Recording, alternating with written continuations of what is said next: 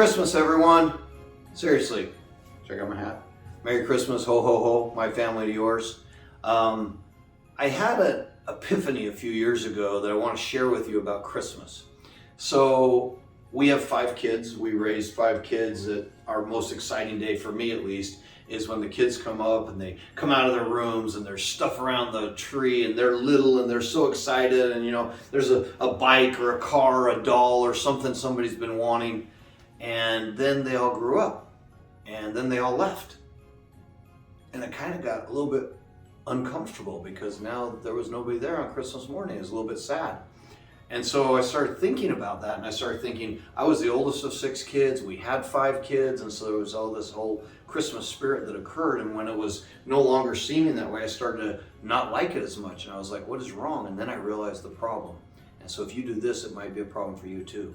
We tend to compare this Christmas with every other Christmas. And as soon as you compare anything to anything else, it decreases the value of the thing that you're looking at, right?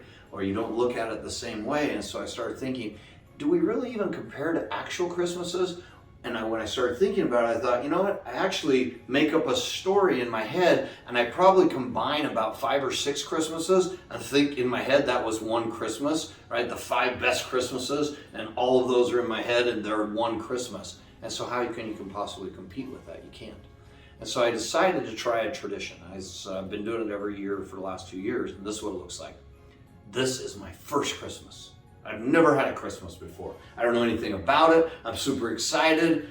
Pam says, hey, you know what? Should we listen to Christmas carols? I'm like, I don't know. Is that what you do on Christmas? What a great idea. Let's listen to Christmas carols.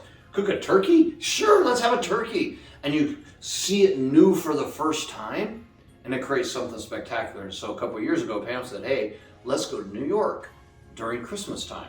And I was like, is that what you do at Christmas time? She's like, I don't know, I've never done it. I said, let's do it. So we went to New York, and we went and saw the shows, and we saw